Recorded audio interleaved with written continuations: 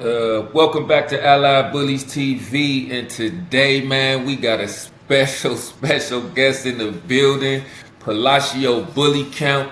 I've been trying to get him on the platform for like over a week. I know you've been having your life going. I've been having my life going on. But man, we are finally here, and I'm glad to have you on, man. How you Thank you, my doing? brother. It's a pleasure being on here. I'm doing great, amazing.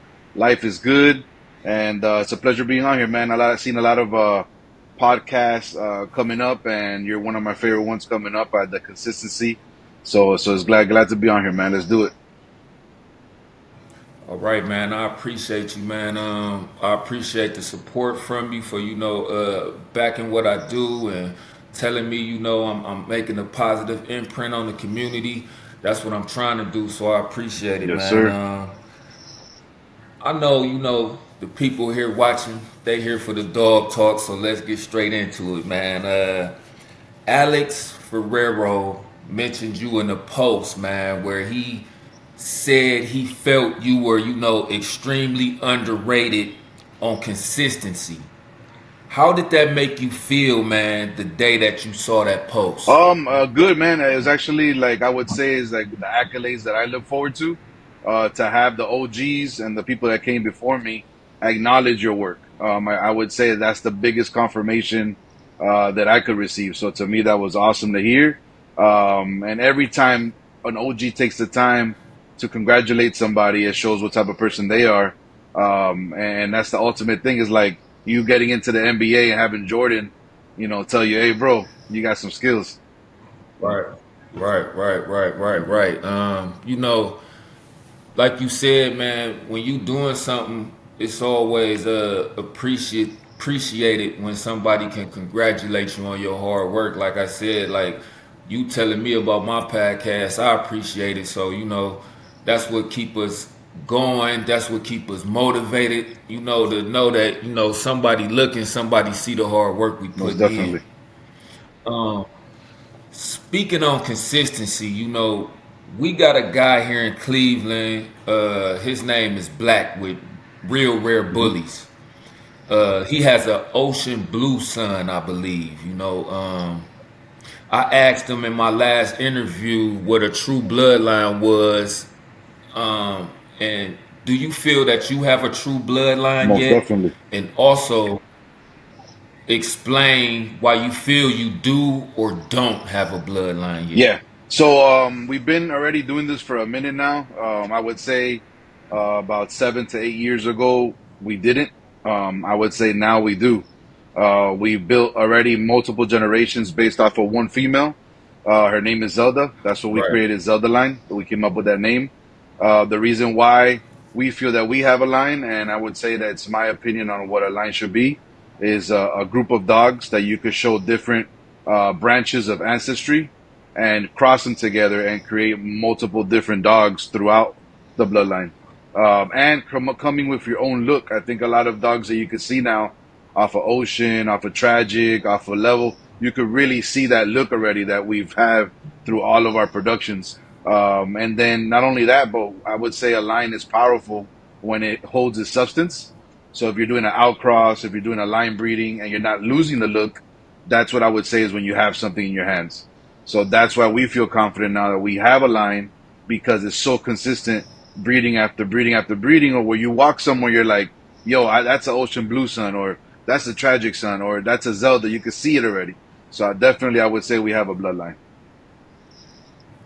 For sure, man. Like you just said, even the gentleman that lives here in Cleveland, Ohio, Black from Real Rare Yeah. Bullies, if you look at his up and coming stud, Brody. Yeah. Brody is his Yeah. name. You can see the influence from your camp on that dog when you look at it. I Definitely. I can, agree. I you agree. know. Yeah, that's a litter. That's a litter that when my buddy Polo, when he did that litter, when I saw it, I said, brother, you got something nice, and that's when I start seeing how proven my studs are or how consistent they are. Because the mom is beautiful, and then to throw that look already with that substance, and you can see it on all of them. They look very similar. And then if you don't see Ocean, you can see Tragic, which is Ocean's dad, in those dogs as well too.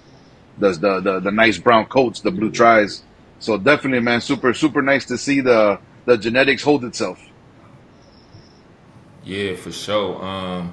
You just touched on kind of like line breeding, inbreeding, and outcrossing.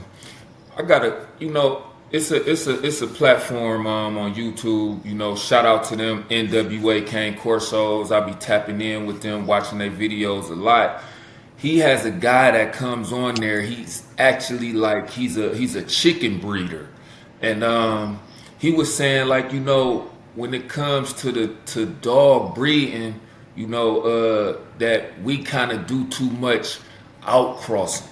We kind of do too much outcrossing, and in turn, by doing that much outcrossing, we really starting ourselves all the way back over 100%. again. Um, what's your thoughts on Yeah, that, so I man? think I As think far as every like line, when you're creating a line, I think that's the part where it's the most important for you to see what direction you're going in. If you're going to be tightening the blood, or if you're still searching for the look that you're looking for. So in the beginning, if you're outcrossing a lot, it's because you're still trying to add features that you ultimately want to say, okay, this is my foundation. Now we're good. Now we're going to move forward. But you could get lost in that because the more you cross, outcross, or outcross, or outcross, you're literally just making a mutt. You're making it less pure and less pure. Then if you're doing line breeding too much, you could actually overdo it as well. So you got to find that perfect balance within the line, and I feel like that's why we've been able to hold ourselves in control because we've been working with the same dogs, we've been working with the same line breeding within for a few years now. So it's a little bit easier to recognize the features and to know exactly when it's time to outcross. So now with multiple females within the line, I have three that'll be going for a line breeding, and then three that'll be going for an outcross. So I think that it's all of them are necessary to create a dope bull and to create a line. The inbreeding, I would say, it's still like territory where it's not too safe. It's still like the territory where it's probably safer just to line breed versus inbreeding. But there's nothing wrong with a safe inbreeding, but that's also very delicate.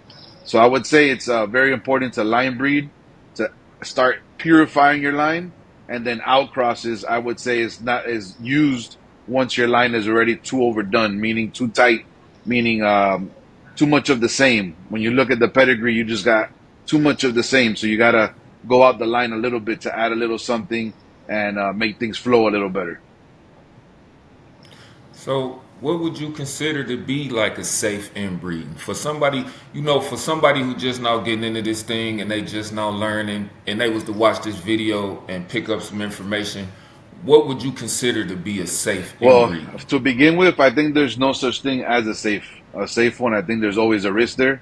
And I would say that if you're gonna do it with two dogs that are barely any flaws or no flaws at all.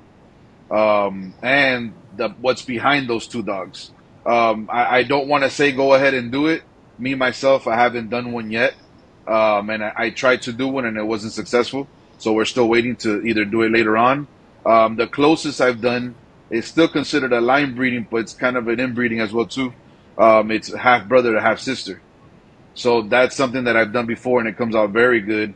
But for inbreeding, I would say it's better for people not to even try that. Like just to find other avenues and other ways to create dogs instead of inbreeding. I would say just keep it safe in the beginning. Once you really know your bloodline and you know what you got in your hands, you're like 6, 7 generations in, and you want to do something like that, go in. But in the beginning, I would say just do some line breedings, some outcrosses, just to play it safe. All right. What all bloodlines did you incorporate into your program to create the consistent look that Alex commended you on? And also, what was it about those bloodlines that made you choose to use them and add them into your program? Definitely. So the first female I got was Zelda. She was a Magoo and Kashpa granddaughter. When I started with her as a foundation, I was always told by my mentor that, the number one thing we're looking for is that structure. So Magoo line was very known for that, to have some real nice structures. They were doing great in the ring at the time. They were creating a lot of champions. The blood was going bananas back then. So I decided, I was like, you know what, this is a perfect blood to start off with. It's very consistent. So then a few years later, when we crossed Zelda with Muscle Tone Prince, which would be another branch off of Magoo, which is the Casablanca line. He's a Magoo son. That's when we really had like a real defined look. They went both together real perfect. And that's the moment we knew we're like, okay, we got everything we want. It was that quick. Zelda had a lot to offer. When we did that first breeding and we created the first litter, it was every dog was a hitter. It was amazing. So that's when we like, okay, we already got the consistency off the rip. We already got the structure. Now let's just add a little bit of mass, bigger head pieces, little things like that, and play around with it. So we crossed after we did the Magoo, the Casablanca, with a little bit of cash pot in there. Then we got that Muscle Prince daughter and crossed her over to Homicide. Homicide is the Chumper blood, which is another very dominant bloodline that holds his look very strong. So when we put together that Casablanca Magoo mix, that looked very similar to Homicide. Miss Try and Homicide were two dogs that you could put them together and they looked like they were brothers and sisters, but they weren't. They were from different bloodlines. So that's when I said, okay, this is a perfect outcross because they're two lines that are very tight. So I would say that's the perfect outcross. When you want to outcross two lines that are very tight together so that they hold their look. Because if the outcross has another outcross behind it, that's when it gets sloppy. You know what I mean? So it was a perfect crossing to do. From that litter, I kept three females, and then from those three females, which was Catalea, Little, and Xena, I started to do different crossings, different missions for different visions. So three different females with three visions at the same time, three generations. So at that point, there was no more bloodlines coming in, and then we just started using our own line breeding and line breeding and line breeding. Right. What is the benefits and the advantages to starting your program with a female versus a So I male? would say it's not an. I wouldn't say it's an advantage, but I would say this: if you're a driven person and you know you're going to be active, you know you're going to challenge yourself, and you start off with a male, that male could open up a lot of doors for you as well because you're going to have stud prices. So let's say you're promoting a lot, and there's some people that want some putback deals, and you could maybe get a female added to your program. Now you have both of them, and you got it quicker and cheaper. If you start off with, and the male is going to work for you all year long, so it's going to make you money all throughout the whole year. The female is only going to make you money when she's preggo. So with the female, I would say the easiest advantage is that if you slack off a little bit, there's a little bit of space to slack off because all you got to do is promote her a little bit and then throw her to a nice stud that has some promo out there, and then you still got some motion. But definitely, I would say if I had to start with any of them, it would be a female, only because you could produce a male out of the female and keep a male and keep a female. But at the same time, I started off before I got Zelda. I had two black males that they were from different lines, and if it wasn't for those males to allow me to go stack off at shows and show up to meet and greets to bring out those males and put them front line, then it kind of helps you. So they say usually the male gives you a name, and then the female makes the program. So I would say that they're both Right, very right. important. They both go hand in hand, and if you could start with both of them, then start with both of them. I would say nowadays you could probably even go half with a partner and get a female and a male instead of just buying one. You know what I mean? Try to get multiple ones if anything. Would you say, like you said, in order to start with a male, you definitely have to be somebody that's gonna get out here, somebody that's gonna do a lot of marketing, somebody that's gonna do a lot of promoting. You really can't be kind of No. shy with a male starting with a Correct. male. Yeah. I think the stud game is way a lot of studs out there, and it's very competitive. And we're in a place where it's easy for everybody to see each other on social media. So if you're just gonna do the basics with that male and just post a picture, that's not enough. You got to get creative. You got to start creating videos, pictures, banners, all types of things to make this boy stand out because it's not gonna cut it. And then other thing about a male too is if you're not active and you're waiting uh, for other people to use him for you to show what he could do versus you having some females in line for him to show the world what he could do. You're gonna sit there for a long time because a lot of people want to make sure he could do something already before they use him. So you got to move. Right. You got to be an active person. You can't be like sitting back, relaxed. Unless you got a daytime job and you're cool with him just laying around doing nothing. But if you really want to put a boy, At you that really got to do it. right, at that point you got a pet though, you know. Yeah, definitely. At that point, if you just got them sitting around, laying around the house, then you know Yeah, and most that's people just a don't want pet. to use a dog like that because there's no storyline behind it. There's no promo behind it. So yeah, we get some nice pups, but when it goes to the sales part, there's nothing there for me to offer my customer and say, "Yo, this was a real good stud. Like, check them out," because there ain't nothing behind them. So I want to touch on that real quick before we move on. Far as like people when they buy a puppy or when they reaching out to use somebody's stud or things of that nature. In this day and time that we in, people kind of buy into the person behind the dogs and the promotion and all of that behind the dogs as well, not just the right, dog. They buying into to the whole right. package. Would you Yeah, agree most with that? definitely. I think it's a little bit when they say the game is saturated or the game is doing bad. I don't think it is. I think what it is like kind of what you're saying, that it's just like there's too many people that could resemble what a breeder is.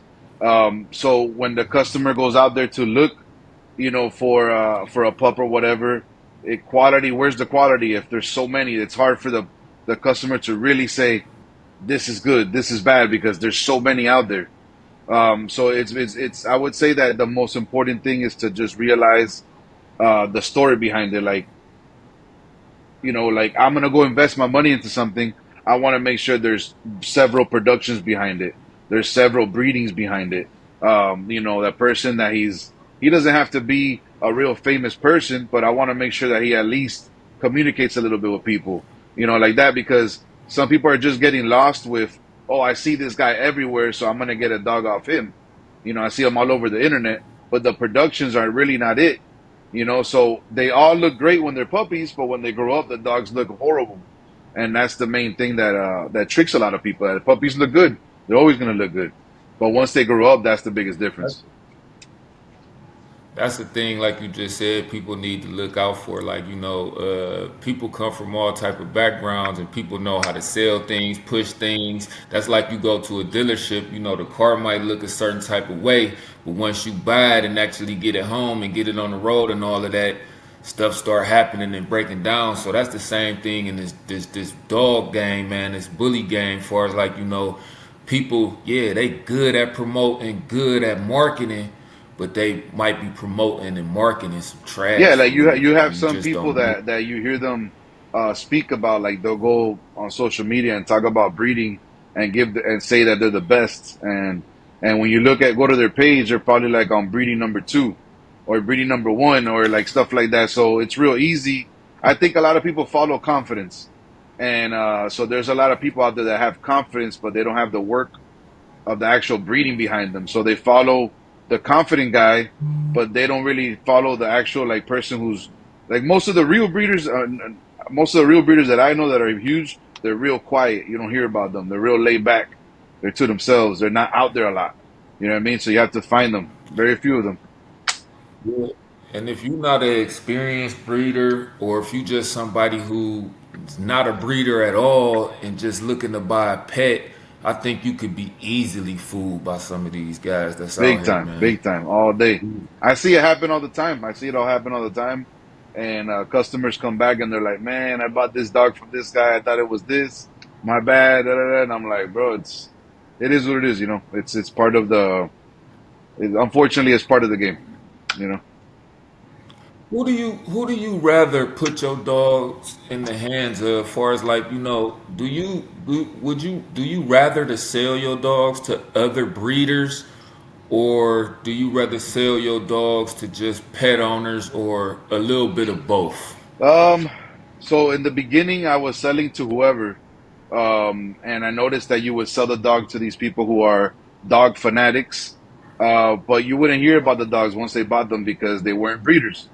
So the dogs would disappear. So how do you show people a body of work that you did and your productions if nobody's promoting it? So I would say I target more for breeders to buy them, but now I still sell to both of them. But now what I do is I encourage and I try to teach the people who are not breeders how to not become a breeder, but how to at least give a chance for that dog to shine and make some money off of them. Because they're making an investment and they're paying good money for it. So why not? Why not make even if you can make a good $1,000, $2,000 a year, whatever, for him to pay his kibbles or whatever it is. So I'm trying to teach them to kind of encourage them to bring those dogs on and promote them. Because there's some real badass dogs sitting at home with some people. So you know what I mean. Right, So, but right, right. that definitely Yeah. also, I would say, if you're not thinking about the breeding part of things, I'd rather have my dog get the same amount of money and have my dog with a person that's not a breeder, because that dog's probably gonna have a more chill life with a family, than to be in rotation with somebody all the time. So I always Right. put on my contracts that if they're ever gonna get rid of the dog, to always let me know first, just to make sure that dog goes to a good home, you know what I'm saying, or finds a good situation and ends up at a good place. Okay, kind of break down, what your vision was to get where you're at today with only having that one female to start with. Um, like the vision, like you mean like like as far as what I have. Like what? Yeah, like what when you had that one female, which was Zelda. Right. What was you thinking and what was you picturing? Like maybe years down the line. Like, okay, this what I'm trying to get to with So using so her. so This when my vision. when at the time I had her and I had another male, but everybody kept telling me when they'll see Zelda, like, yo, she's special, yo, she's special. I didn't really know what she was yet. I didn't know much about dogs. So I was like, all right, cool, thanks, bro, thanks, bro, thanks, bro. So I really didn't know. Once I dropped the first litter, I would say that's when I saw the future. That's when I said, holy shit, you know what I mean? Like, it's not normal to get this many dogs in a litter that look like this. So at that moment, what I saw in my future was what I saw in the community at the moment, which was the person that I was looking up to, the camps that I was seeing. It would seem like a dream to me just to one day be able to create a dope ass dog, just one. I was like, I just want to create one dope ass dog, and I had this litter, but I still didn't know what it was. So what I pictured in myself was just literally like a takeover.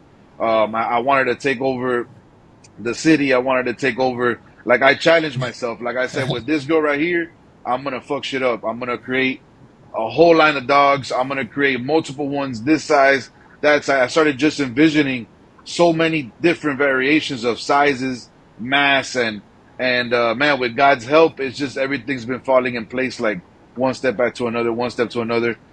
Certain dogs that would land in my hand, that would like Sam Crow when I bred Sam Crow to Zelda, which created Gold Digger, and Gold Digger created Tragic. So everything was like a vision of basically just like a takeover. I'm a very competitive person. So once I had Zelda, it was basically just envisioning to create a small, and I would always say this to my people, is like I just want to create a small, ripped, beautiful blue tri, and that was what I envisioned, and that's what came out of my first litter. But basically, my whole goal was to put together that that competitive that, let's say, Bashard has, that he's a competitive businessman, and put it together with that um like that life, sorry, that family type feel to it, like Ed Shepherd had to it. You know what I mean? Like that type of thing, and combine both of them Right. together. So that's what I had envisioned as a program. But physically, I just wanted to create like a whole army of what I have right now, which is like small, chiseled little freaks everywhere. Right, right. Um, you also have a phenomenal stud lineup over there right now. Can you name each working stud you have in your yard right now, what their stud fees are, and also what you think each one brings to the table if someone wanted to use them and incorporate them into their program? Definitely, definitely. So to begin with, I'll work from the biggest to the smallest. I would say Tragic, being our main guy. Everybody knows Tragic. He's the grandpa to a lot of the studs that you're seeing out right now in my camp as well too. Hell of a producer. He's a big boy, about 85 pounds. Huge head. I don't measure their heads, but I just say huge, medium, or small. There's different sizes, but he has a huge head. Hell of a producer, could produce any color. He's produced lilac tri, chocolate tri. He himself is a smut tri. Um, he comes off of a blue tri bred to a smut tri, so he has all those colors in the bloodline. He brings to the table mass, bone, size. He himself is about a 15.5 inches of height, but he was produced off of a boy that was 13, so he could produce all different sizes if you bring any female to him. With that mass and that weight, we're not talking about a long back dog. He's a real short back dog, so carries nice substance. Then under him, we have his son, Ocean's Blue. A lot of people know Ocean's Blue. Beautiful, balanced, all around male, freaky, chiseled, a lot of muscle, a lot of drive. What he brings to the table is that beautiful blue tri color that looks kind of creamy, brings a lot of mass, brings a lot of consistency to the litters. You'll see his look in every single puppy. Then after him, we have Level.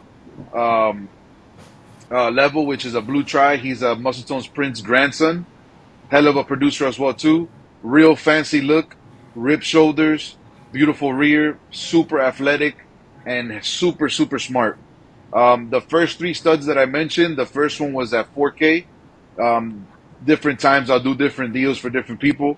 And then Ocean's Blue at 35, and then Level at 3K. We're doing sometimes we'll bless the community and do like paid in full, or sometimes we'll do like lock-ins at 300. Just DM, and then we'll try our best to hook up the community. We always take into consideration if they're a new camp that just started, if there's somebody who's booming already. There's some people who never saw the dog until now, so their prices are already high. So I'll try to hook them up and help them out. We also got Havoc, which is an Ocean's Blue son. So that's already three generations. You got Tragic, Ocean, and Havoc. So you'll be able to breed to one stud, and you'll have different options with your females to come back and line breed to those different studs as well too. Right, that's pretty cool, man. What how can people reach out to you if they want to use one of those studs? What are the different outlets they can reach you? Instagram is the main one. Instagram at Palacio underscore Bully Camp. That's our main one. Palacio is Palacio. And then we do have Facebook under my name, Adrian Palacio. But this is the main place. Instagram is the main place. There's different outlets, but I like to focus on one and put all my energy into one thing. Keep all the pictures in one thing, and keep everybody on one thing. So even if I talk to you on Facebook, I'll probably forward you to Instagram. If I talk to you on TikTok, I'm gonna forward you to Instagram. So Instagram is the main focus. All right. I have heard many opinions on the topic of the look of the American Bully. Some like the old look, while others, they like the new look. What is your opinion on the direction that the American Bully is heading towards in regard to the look, but also the health of the American Bully? Yeah, I think the look overall, what you see a lot in the community, I feel like it's going away. It's going a little bit more closer to the bulldog look, which is not my favorite. I like more of the shaffy pit bull type of cheekbones. The chiseled cheekbones, the squarey, blocky heads. I don't like too much smashed muzzles. So I would say that the direction is a little bit lost right now, in my opinion. But it's because there's a lot of people adding different dogs to add mass and bone.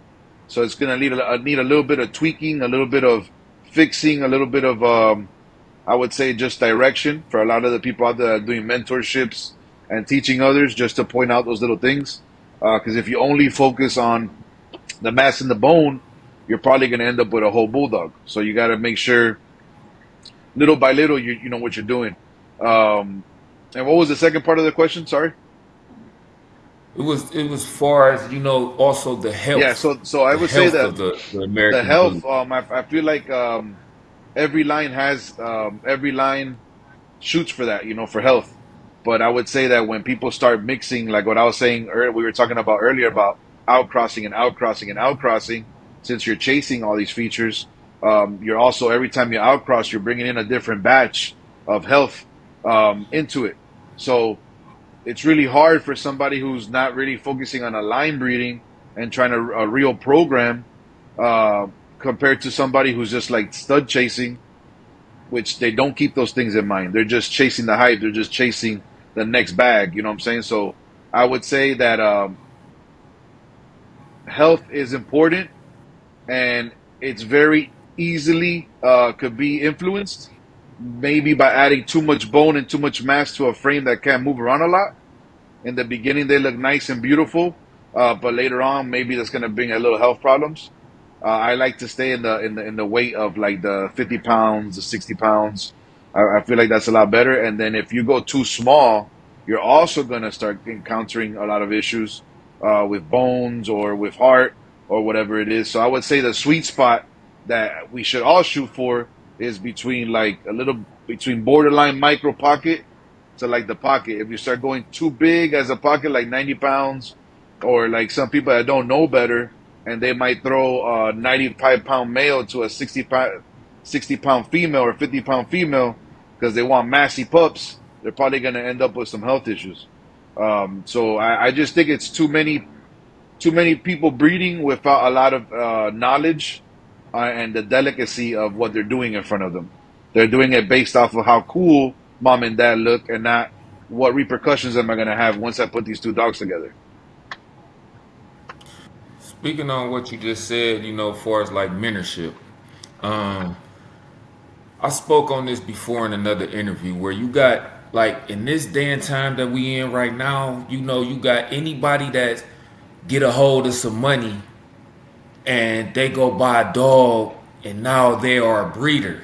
It's so much of that going on without like, maybe like you came into the game, you had somebody that mentored you, you had somebody that you could talk to, get information from, but now you got guys that I got a bag, so I'm gonna go buy this dog, I'm gonna go buy that dog, this dog, and now I'm a kennel, now I'm a breeder, and they didn't have any mentorship, coming up through the ranks to get to where they at. What's your thoughts on that, man? I think that's what the game is filled with right now. A lot of people that had money and just bought dogs with no knowledge, and they're just the blind leading the blind. They just sell a dog to somebody, tells them, hey, you're gonna do this. This is gonna be great. Pass it on to the next person, on to the next person. I feel like us as a community, we should be the ones to kind of influence that. Not to close the door and make the person feel like shit, but let them know, like, hey, there's certain, like, you have to have a few breedings under your belt. You got to have some type of, before you can say you're this, like, and kind of like just teach them. Everybody should be open to telling somebody, hey, I think you should do this to be able to better yourself, or give that person knowledge. But we shouldn't empower those that we see online that we know they don't know what the hell they're talking about, and then kind of like boost Right, them type way. I agree, man. I feel like should grab these certain individuals up and say, hey, it's so many reputable breeders in the game right now that, yeah, when you come into the game, attach yourself to somebody if you can. Get up under them, give them a call, see if you can't, get up under them and have them kind of walk you through what need to be done and kind of show you different things because they got the Yeah. experience. But I think we living in a day and time and in this world where so many people and so many men, they got this ego. They got an ego thing. Whereas, nah, you can't tell me nothing, man. I done bought these dogs with my own money. I'm doing my thing, So that's where the problem kind of gonna come in. That if you try to approach different people with that and say, hey, what you doing right now, that ain't the right thing, man. Maybe you need to try to get with A, B, or C and attach yourself to them and kind of learn the ropes first a little bit. It's tough. But It's like it's I tough said, because you come into this game and you want to be competitive, and at the same time you don't want to attach to too many people. But it is important to attach yourself to right, some people so you can get some type of idea of what you're doing. But It, it's it just it could be it could yeah, not to cut you off, but it could be somebody who it don't even gotta be a big name. It could be somebody locally. Like I live here in Cleveland. It could be somebody here in Cleveland that they've been breeding for years. It might not even gotta be an American bully. They just been breeding for years and they understand the yeah. game. So you could get up under them and You learn, know, you know, the back then ropes. you had no choice but to do that because there was very few resources. So you had to find somebody like back then when I first started, you had to look for somebody like you wanted to do an AI. That was like a secret word. You had to find out who does AI in town. You know what I'm saying? So now Right. you got YouTube telling you you're a breeder. You got every other breeder to get views. They're teaching you how to be a breeder. So at the same time, it's like those people that are doing that just coming in buying. It's really not their fault because they're seeing what they're seeing online and they're like, oh, this shit's easy, man. You know what I'm saying? You can get the views, you can Right. get the Right. logo, you can get the dog. It's simple. Right. It Right. doesn't hit them. It doesn't hit them until they got litters on the ground and the shit's not moving, or they're having health Exactly. problems, or they're having vet bills, or they're having. That's when it hits them in the face, like, oh shit. So some people could play it off for years because they don't have no hiccups, but once that first hiccup happens Right. or some issue or anything, that's when I think they get a wake up call for sure. Yeah, that's what I was gonna say. For us, like dudes go out, they buy a male, they buy a female, and yeah, I'm a breeder, I'm a kennel now, and then they plan on this breed and they breed the dogs, and for some reason the female might not take on the first breed, or she might take and she might absorb the one Hundred puppies, percent. or she might end up having the puppies and you being a new breeder with a lack of information, you end up losing the whole litter and things like that happen. And they looking like, man, I thought I was gonna flip this money and make all this money off of this. What's the Yeah, problem, man? Things ain't go the way I thought it was gonna go. yeah, and then So I think I also think, like the subject we're talking about is like if you're telling somebody that is not easy, that you could have hiccups, you can't say it in a way where it sounds like you're only saying negative things about the business because if not, you're scaring away the possible customers. right, You gotta like just educate because at this point the education is everywhere, but you might as well just educate the people you come in contact with so that your line grows. The dogs that you're giving it to, that you're selling, at least help those people, and that's how you can start changing everything. You know what I mean? right. Speaking on losing puppies and stuff like that, I just saw a post on Instagram, where Welper has said that they was using Oxymate, the Oxymate product, and it had caused eclampsia. They said all you need is a good diet and folic acid during pregnancy. What type of diet and also what supplements, if any, do you use during your female's So we pregnancies? use one of the best reproduction specialists out here in Florida, Morbid Services, and they literally tell you if you want to give vitamins, you can, but the only reason that you need to give a dog vitamins is if she's lacking something. So if the dog's been a healthy dog, there's no reason for vitamins. That whole thing about folic acid, that's something that a lot of breeders like to throw in there as an excuse to try to cover up for cleft palates, right? For cleft lips and all that shit. But that's a genetic thing that has nothing to do with folic acid, none of that. And that's per my vet as well too. And so basically for my dogs, what I try to do is keep their dairy up, like cheese and goat milk, a few weeks before they give birth to keep the calcium levels high. Because I believe, I'm pretty sure if the calcium drops, that's when they could have all those preeclamps and all that stuff Right. and get real weak and sick. So we just make sure they're healthy, they're inside, air conditioning right next to us. And pretty much that's it. Just make sure their shots are up to date, but we don't give no vitamins. We just make sure they're eating really good, top of the line food. If they stop eating a few days before they give birth, then we start giving them like wet canned food, cooked chicken from the house with some veggies, whatever it takes to keep them, from not to keep them eating, basically. But vitamins, I would say the same vitamins that you're looking in the bottle are the same vitamins that are inside the bag of food that you're giving. So you don't need to give extra vitamins. Correct. Right. It's what you just said, that correlates to humans too, like People don't understand these things are supplements. So, like you said, if your female's not lacking anything, why would you give her extra on top of what she's already consuming? And that's the same thing with, I had went to the doctor and, I work out a little bit and I take, different vitamins. And my doctor had told me that, like, whoa, your iron kind of up high. You taking extra iron pills? And I said, yeah, yeah, I am. And he told me, like, You need it. it's good to get your blood work done so you could kind of see if you got any kind of deficiency in any type of vitamin, and then Right. you could take an extra one. But to just be taking it just to be taking it, you doing your body a little bit more harm than you doing Right, it good. exactly. And then usually when I've asked the doctors too, like, hey, you want to do a blood test or anything? They're like, no. If there's no signs of her showing any signs of weakness, or then you're good. You don't Right. want to give her nothing extra.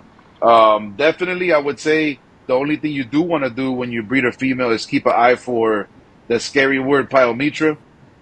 That's like the uterus infection. You could also get infection in the sacs. That's something that you do. I think is more important than worrying about vitamins. Is like how clean the female is. If you need to drain her out before you do the AI and stuff like that. And also maybe a cycle of antibiotics. That I would do is a cycle of antibiotics before you breed the female to help out with any infections that might be already in there. That's for sure. Okay. Right, right, right. Um, do you have any extra tips for new breeders, people just now getting into breeding, far as female care before, during, and after pregnancy? Before, just keep it simple. Don't do too much that you wouldn't do normally. In the middle of whelping, yes, keep a very close eye. The care, you want to make sure the nipples, the tits are not getting hard. That could cause mastitis, and they could get real sick. They could get high fevers. Make sure to clean their boobs after they go outside and use the bathroom. So make sure they don't pass anything onto the puppies. Wear gloves. Wear a lot of gloves, and just make sure to give her dairy to keep her calcium up. 100%. And then after, some people, I would say, some people like to put their females after they're done and they just like let them be. I would say you have to take a close eye on them, help them bounce back, give them some extra food, some little bit of extra exercise, maintain their coats, maybe give them a little booster. Like there's some shots called Cytopoint that are like immune boosters for the skin, and those are very good um, for to help them boost. And basically it, man, just keep it real simple and just keep a very close eye because shit could go from real good to real bad real quick in between whelping process. So in the beginning it's smooth, at the end it's good, but Right, in the right, middle that it's a little way. bit delicate. Okay, so to begin with, most genetics come from the female. So when you're doing a breeding, what you have in front of you, in front of the if we have right there in front of you with that female is what you're gonna get a lot of in the productions. So in other words, if you're starting off with an ugly female and you're using a top stud, right? You're kind of like canceling out what he has, the greatness that he has, because you're breeding a female that needs a lot of improvement. So if you're coming with a female that because there's different type of dogs. There's good looking dogs, there's badass dogs, and then there's those gems that just are like freaky super freaks of nature. So a freak of nature dog is going to give you a freak of nature type stud. So all those have different storylines within the bully community. You have, some gems like R2D2, you have some gems like that are just dogs that, you use the same lines. Everybody else use the same lines, but you got this special type dog that came out with over, crazy looking.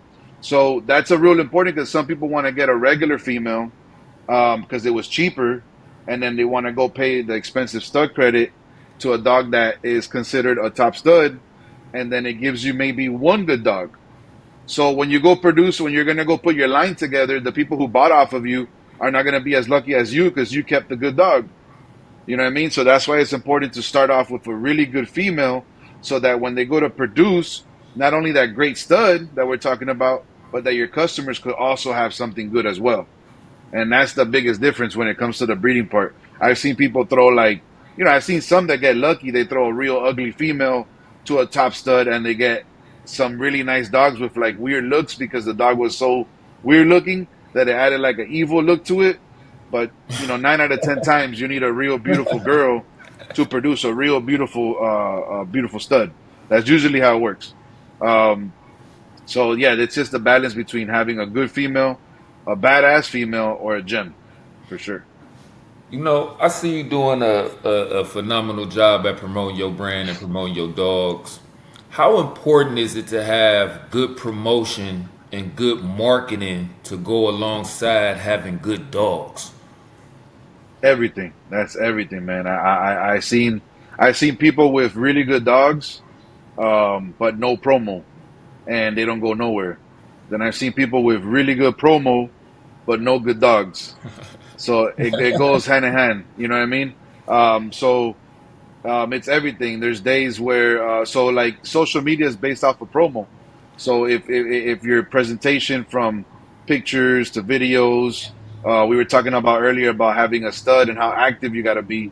There's so many things that you have to, especially on a stud, that you got to come up with for promo. The promo videos, side shots, front shots, top shots, production shots, videos, all types of things that you have to come up with. So the main thing is social media wants you to grab people's attention. So not only is it important to show your dog, but it's also the way that social media works is by getting people to look at your page. And the more you get people to look at your page, the more credibility Instagram is giving you, and the more it's going to show you to everybody else. So promo is everything. It makes you or break you in this game. I would say there's also the same we were talking about that there's females that are good females, badass females, and then those freaks. Well, there's also regular promo, there's also good promo, and then badass promo.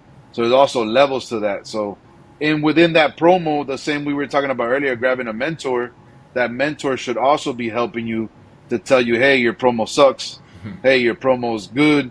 Your promo needs some tweaking. Or if you have good friends around you, they should be honest enough to tell you like, hey, that's not it, or that song that you put horrible, or Right. the background, or while you were on live you showed something in the background that weren't supposed to show, like something like that.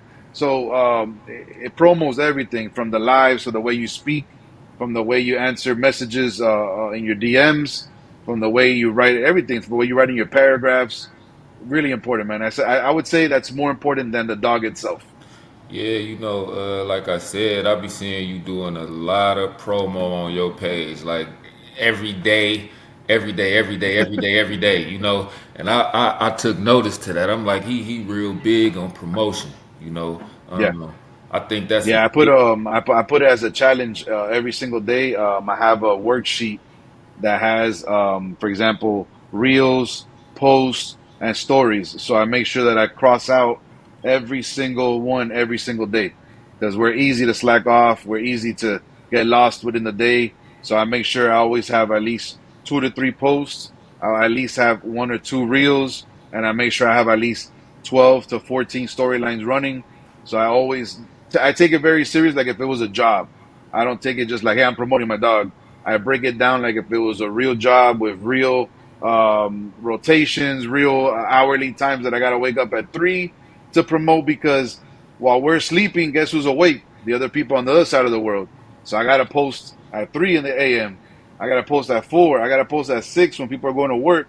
So you got to be all around. So I take it like what I was saying earlier about my vision is like the takeover. So I take it like competitively to get on this thing and just be a savage with the promo, be a savage with everything. That's like my approach. Man, that's real good. I commend you on what you just said for as like actually having a schedule, man. I think a lot of people need to if they hear this interview, take that up out of this interview what you just said for as like I got a schedule. I'm gonna run 2 posts at this time, 2 reels at this time. I'm gonna make sure I get 14 storylines in. That's important, man. We That's have we have a schedule for showers. We have a schedule for nail clipping, ear cleaning. We have a schedule for house cleaning. We have a schedule for promo. We have a schedule where you need to take a damn break also because you could right. get lost on the gram as well too. Right. I got a paper.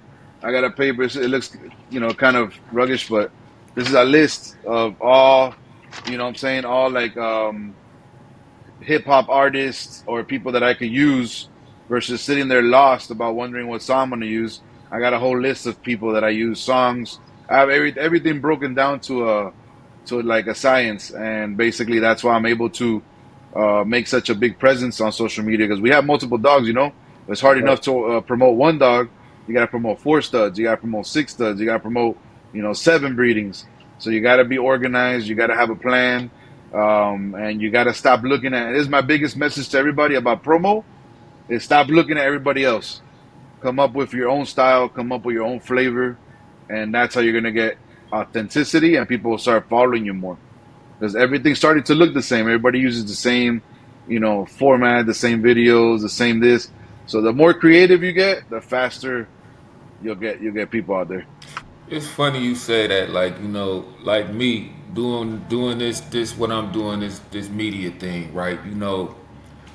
I try to not I try to not do what everybody else doing. I try to just do me, man. I just try to, like, I'm not no interviewer. I ain't been to no media school or none of that. I actually started doing this just to kind of help my community here in Cleveland, get a little bit of light on us. And but I just do me, man. Like, I just do me, and I do everything. All my interviews be raw. Like, if somebody, I had a guy in the middle of the interview, his phone kept ringing. He say, "Hey, can I get this for a minute?" I told him, "Go ahead." In the middle of the interview, like, so I don't follow no trend or no set kind of way to do things. I just do my own thing, man. That's how you got to do it. That's it's too complicated. This game is too complicated and too detailed for you to try to like fake it. You know what I'm Right, saying? It has to be natural. And right, then when it comes natural and you find a niche, everybody has their niche they're gonna find. Everybody has their own style, and stuff like that. Like some people like to promote their dogs like and say, "Oh yeah, raw video, raw video."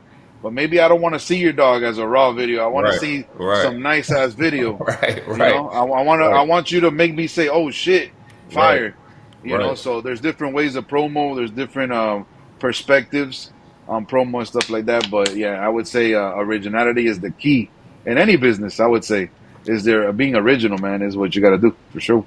Um, what are your thoughts on co-owns and also having like kennel partners, man?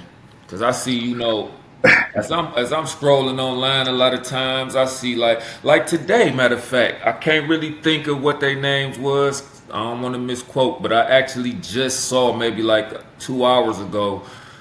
Somebody was saying they partner had scammed them out of $95,000. So, what's your thoughts on co-owns and kennel partners? Because I be seeing so much fiascos going on. Um, so like I think with like everything in life, I think it's like if you have two good people, it's gonna work. But if one of the two people were already bad and they were just playing it off, in other words, like I think it has very little to do with what the deal is, like a pup bag or owning a female. I think it just has to do with the person itself. But co-owns are not bad as long as you're very detailed when you're doing them on your contract.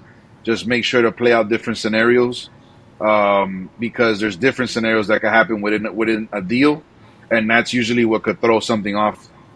Something financially, like leaving out a detail. For example, I'll give an example. I've had a partner where I left out the detail of like, hey, you're gonna have to pay half a whelping because I thought that he would know that he had to cover that. Uh, but again, if you write those things down on the contract, then there's no problem at the end. So it's just communication and also the type of person that you're dealing with. You just got to make better choices on who you're picking to do business with. That's the main thing. And if you have a choice of, um, to do a co-own, I would do it. I have several co-owns. You just have to be straight out and kind of put all the details out there. And there's some that have gone bad, but it's mostly the good thing about this business. What I tell everybody is that whenever something goes wrong, in my opinion, there's no such thing as two sides to a story. There's only one, and it's the one that could prove the facts and show the documentation and show the text messages. If there's a deal in place and everything's right there in black and white, there shouldn't be no two sides to a story. You know what I'm saying? It's very black and white. So it's kind of like just laying everything out, and I think that co-owns will work. You just have to be careful who you do them with. Right, like you said, if you do due diligence and you put everything into the contract that need to be in there, and then the other party they sit down and they read through the contract and they agree to what's in the contract, it That's should it. not be no misunderstanding at the end of the day. The Right. misunderstanding only comes in, like you said, if you leave something out of the contract, or for some reason or the other, this other party just decide they don't want to abide by the contract. So, Correct. Exactly. So that's why it's like co-owns, but co-owns are good because I would say for again, like you can't put the negative out there and not say the positive. So the positive thing about the co-owns, I believe it gives some people opportunities to get dogs that they can't afford completely and get dogs of great quality and be able to get their foot in the door.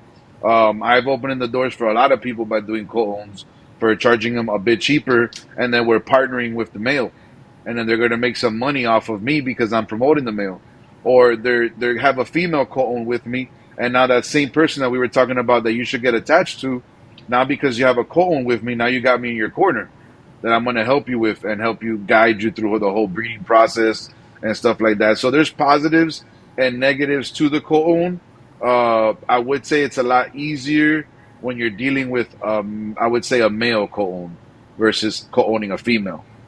okay. And Yeah, another benefit for somebody like you who are doing co-owns with other people is, you can't keep every single dog, right? right, So, exactly. if you got a litter of, like you said, a consistent litter of so many great dogs, you can only keep so many. So, yeah, having a co-own is a benefit to you because you still have access to those great dogs as well. Exactly. Correct. Yeah, yeah, exactly. And that right there, I think is the part where the co-owner might forget that you're giving them something that is high quality that you were going to keep, and now you're helping them out by getting them a little bit cheaper. So I think that's forgetting about that. That's forgotten about sometimes within the co-own, and I think that's the most important part that will keep the balance within the co-own, if that makes any sense. Yeah, Like if the person being grateful for the dog they just got for the price they just got that you were gonna keep. a lot of it too is, like say the dog is a puppy at the time when you all do the co-own. This puppy starts to mature, this puppy start to gaining traction, this puppy start to getting popularity, and now it's a problem because once again, these egos sometimes get into play, and people, this my dog, or the other party, well, I produced that dog, and it just kind of become a problem once that puppy turned into, a year old, and the popularity then built up on him, and multiple people want to use him, and so, I think that's Yeah, a little problem that I too. think that's why it's important as the person that who produced the dog to make sure that you put it on contract, and not only that, but keep the papers. You always hold the papers of that dog. For sure. That's the balance. Some people want you to put their names on the papers of the co-owned dogs, and that's not supposed to be the way. That's something that obviously you would want it because you invested money, but for it to be an even playing field, your name is not supposed to be on there, and the owner of the dog, the one that produced the dog, is supposed to have the papers. Right, right. That's just like the blueprint of like the game. It's always been like that. You know what I mean? It's always been like that. So it's something that we just follow. It's not Right. like a written rule somewhere, but it's something that you know what I'm saying? You get a co-own, you got the dog, you got the property, I got the paper. Exactly. That's how it should be. Because why would you send a dog over there and the paperwork over there, and now you don't have nothing to balance out this relationship if they want to try to pull something shady? Exactly, 100%. Yep, 100%. You know, That's very important. when you walk away from dog breeding, what type of legacy do you want to leave behind, man? Um, Brother, I think that my biggest thing is I hope I'm very passionate about Zelda. I love that girl. She changed my life. So I just hope everybody remembers her. the same way they remember like Dax. They remember, stuff like that. I hope she leaves a stamp on the game. I hope my family gets remembered because a family effort is not just me. Right. So I hope that everybody gets, recognized. The Palacio family killed it. They did an amazing job. And I hope the look that we producing, I hope it influences more looks to come, generations and generations. The same way Magoo's influencing us, and Casablanca and Chumper. I hope, and it's crazy too because I'm one of the few people that if we talk about, look, Magoo's a boy, Casablanca's a boy, everybody. I'm the only one screaming out Zelda line, a girl. Right. So that's something that I hope sticks to it. But mostly the way we did things, man. I've always wanted to show what it comes from a family point of view, a family business. That's the culture. I think that's where it started. Shows, I think they've changed too much, where you can't even take your kids. It's getting a little wild. So I just want to say, damn, those people did it as a family. They did it based off of one girl, and they left behind this whole body of work. So just like I just like that, man. Just leave behind a good. When they look at us, just like like nothing negative, everything good. I just hope everybody says, "Damn, that family did a really good job." I got a question. You know, do you have anyone in place maybe that's of a younger age than you that you're mentoring right now, and that like when you do step away from the game, even though you putting dogs in different places and stuff like that, your blood will still be out here, but somebody that can actually still have, what you done built and what you left behind, and they can carry that on. Do you have somebody in place? Not really. I have people that I do mentor, and that I look at them in the same view as you just mentioned, that they could possibly somebody that could take this and help me take it to the next level or continue it. But to be honest, it's not an easy thing to do. So a lot of people don't. It's something where you have to believe in it before it happens, and a lot of people like the stuff to happen before they start doing something. And it's hard to find somebody that really would do this, love it, and continue to do it. You know what I'm saying? It's like it wasn't easy. So I don't have anybody because Right. everybody that I've tried to put, they either get too focused on the money and they lose vision of the dogs, or they focus too much on being the person with the coolest dogs and they lose vision of the friendship. And I worked hard, so I don't just give away my stuff like that. I gotta see that what's that word? That loyalty. You know. I think, as breeders, we should try to maybe, like, find somebody who's actually a young man, maybe, 13, 14, 15, who has a interest in dogs, and, it ain't about money with them at this point, and maybe try to, bring them in and mentor them, and, Yeah, like my things like son. My that. son knows how to do everything. Like my son's 60 years old, Oh, okay. and he knows how to do everything. He does everything with me. He takes the dogs out. We do the breedings together. Everything you could imagine. We do the pictures. But since they do it with me, they're like, I don't want to do this I get it. because I get it's it. hard work. It's hard work, you know. I, But definitely, I see what you're saying. There is a few people that follow me that are young kids. They're like 15, 16, and they write to me. They want dogs and stuff like that. And some occasions, I've been thinking about hooking them up with something so right. that they could go on and do their thing. Um, but then I don't know who their parents are. I don't know. This is kind of like a weird situation. Hmm. But Right. definitely that'd be cool, man, to get somebody young, teach them how to do this, and then see them do it when they get older. That'll be fire.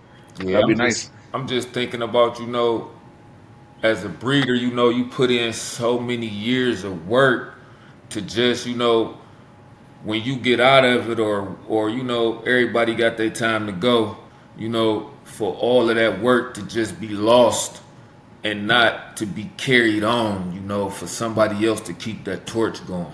100%, 100%. Yeah, most definitely. I even think that nowadays it's easier to be forgotten about because now two people could buy two dogs off your line. They create a dog, a puppy or whatever, a litter, and they get more famous than you do faster, and that's it. That's the person that's gonna be remembered, not even the person who spent, so it's kind of weird, but definitely What I you agree with you 100%. what you just said, that's crazy.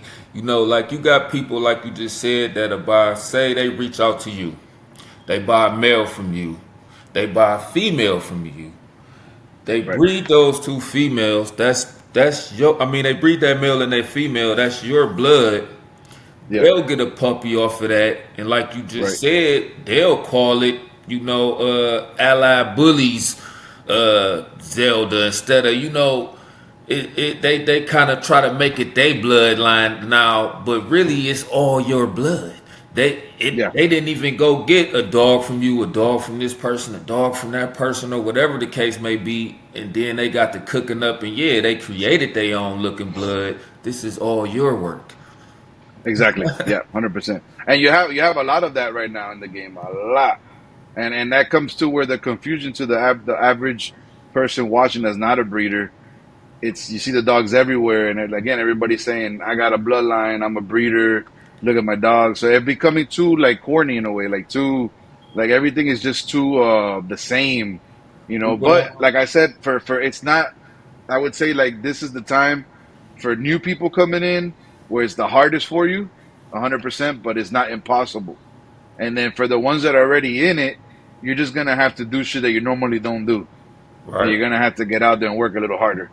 You know, that's the whole thing. I think through COVID, it was like a boom season that a lot of people started buying dogs.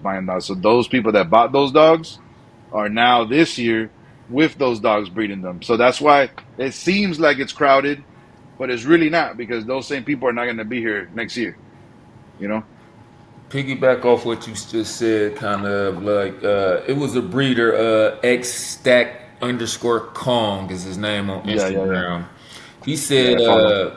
yes, the dog industry and market is down. Do you agree with this statement? And if so, in your opinion, what could be done to bring the market back up? So shout out X Stack, a amazing breeder. I've been following him since I used to do exotics way back. But I think for his market, he's right. He's in the exotic game. The Right. exotic game has been watered down 10 years ago. For somebody like him who's been relevant so long, and now saying that, then you really know it's real tight. But he's always going to have a lot of success because he has his own line. But I do agree with him with the exotics. I agree with him with the Frenchies. And then within our own community, the American Bully, I don't think it's slow. I just think there's too many people with the same blood. Motion for us is going as usual, very smooth. But I do have people that use other bloods that are friends of mine, and they're with puppies all the way to 16 weeks, 7 months, like, and they don't sell them, and they're selling them for real cheap. So I think it just has to do with following the hype. When you follow the hype, and all of you have the same thing, you have a lot of customers now that they go fishing. They go fishing for who has the same blood and what's the cheapest. So that's why it's a hard market. So I wouldn't agree with him with the American Bully, but I would agree with him about Instagram. Instagram is overcrowded, but the dog business is booming all across the world. You know what I mean? You got people now in Brazil, you got Argentina, you got the UK. So I would say it hasn't slowed down. I just say it's overcrowded on Instagram. Right. But if Right. you go on other platforms, like TikTok is open. It's just another platform you have to go work on. Facebook, there's other platforms. If you go right now to, you know, if you're gonna take your dog to a dog show, you're gonna say it's crowded. But if you take your dog to a shoe competition or a shoe whatever, one of those events, you're gonna be the only dog in the building. Right. So I just think that sometimes the networking thing is already overrated, and the networking places that you would be able to network before are now swamped. So now it's the time where I said, like, everybody has to find ways to do different things and not the same ways, because they're already, every idea that you could think of has been already exhausted. So now you got to come up with new shit. And so the market is overly saturated, but because of how many people. But I think that there's still a lot of dope ass dogs out there There's a lot of people still buying dogs all across the world. There's still people buying dogs off of us all the time. We're still selling stud credits. So everything, is going smooth, but it's more competitive. This episode of Allied Bullies TV is being brought to you by K9 Super Supplements Puppy Formula.